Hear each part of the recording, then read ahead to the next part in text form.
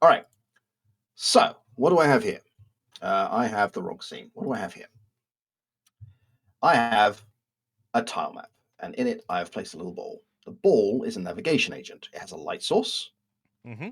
and it knows that if I click somewhere, it should find the shortest path. But wait! Boop, boop, boop, boop, boop, boop, boop. Boop. And Yep, so it's yep, it's yep, yep. navigating the best way it can to.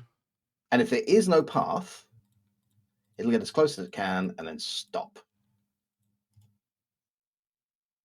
And if it's moving, and I add a path, it'll update. Good evening, BitGamey. Yes, so much handsomeness on one stream. Isn't that against YouTube's terms of service? Well, that's why we've had to switch back briefly to Godot before showing our I mean, beautiful that's faces. why I have such a low quality webcam. What quality? that actually broke up at that point as well. That's And because a the dog microphone next to door is right. match. Yeah, a low quality webcam. So we have a bunch of different things going on here. Now, the idea was, okay, I don't want to remake Heistmeisters, but what if we take the idea of like that kind of stealth game, use a visual aesthetic of a building blueprint, and then set it up like this, or tell the character to tunnel through this wall, that kind of thing. How would we set this tile map? And I kind of like this tile map. Like it works quite nicely, right? Um, and this is all happening at runtime, and it has a bunch of shadows in it, which how could you not like that? But the setup for this was a pain in the backside. So for every single tile, we have to set up the occlusion layer,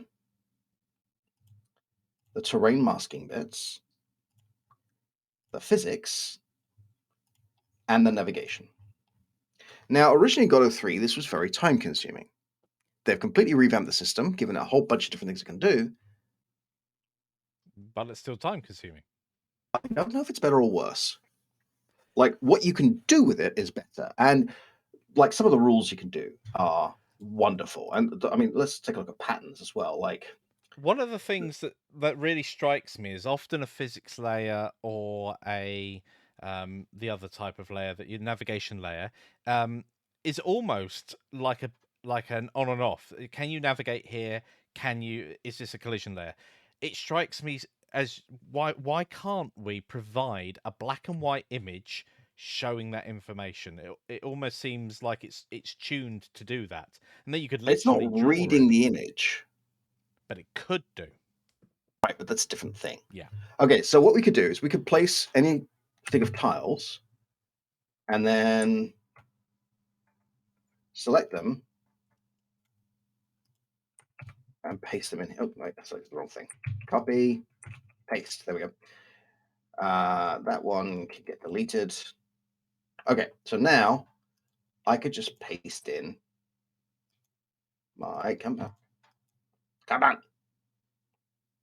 Why are you not doing the things?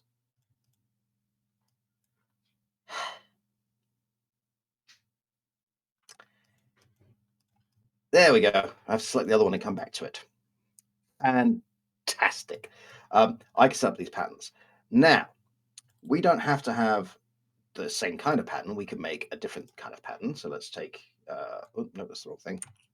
Let's take here, select, drag, copy, paste, go to the draw icon, and you see here we have this random thing.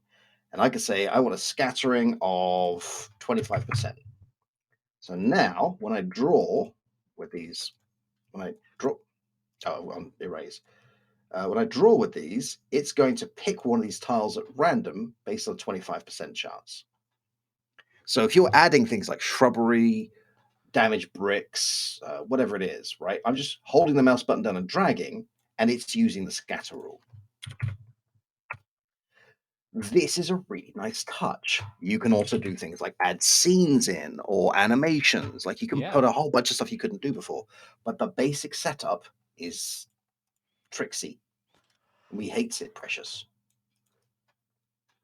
Um, I mean, you can also add in your own style of information, right? There's a whole miscellaneous thing you could put in. Um, Oh, that's which interesting. is What would you use the miscellaneous thing for? custom data layers. That is a great question. Oh, where lighting is and where it isn't. Perhaps something along those lines.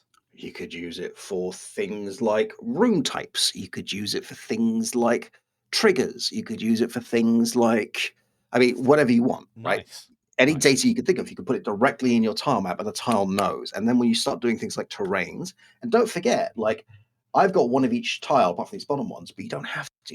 You can have variations. As long as the bitmaps and the glitches are set properly, it will pick one. And you can even weight them, which is, I mean, is awesome.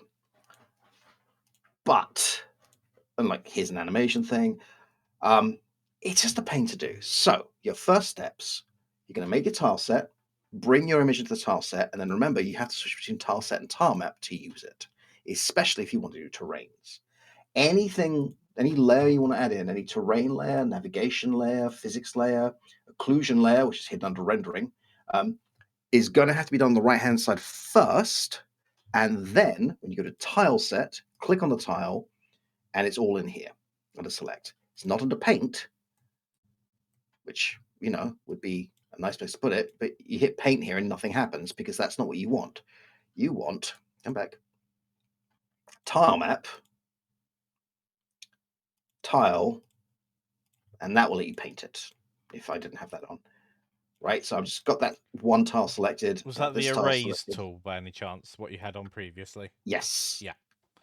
Which in my brain, pencil and eraser would cancel each other out. If you click on one, you can't have the other. But that's not the case. That's just the erase mode for drawing.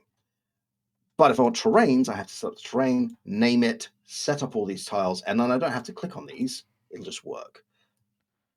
Yes, because you've told it how it all links, At or least it was rather, how working. it all should link together.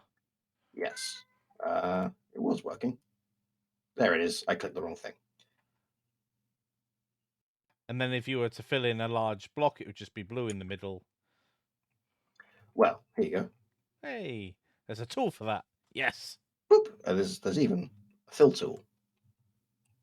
Right? Like, you could do great stuff. An anti-fill tool. Yeah.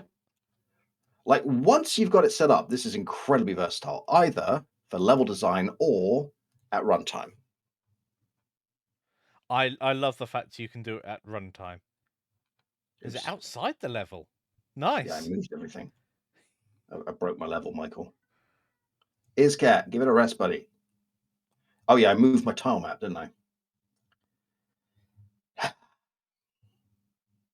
Thank you. Once more. There we go. I like the lighting effect as well. It's little I mean, it just detail. adds a lot, right? Yeah, little And details. you can add 2D materials to this. So if you want normal maps, that's fine. Just have a texture with a normal map texture built in, and it will work. There we go.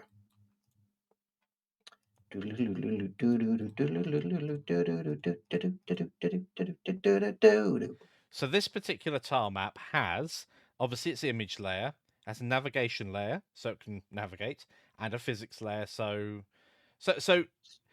how's I might be being naive here. How's the physics layer interacting with this, or is it not?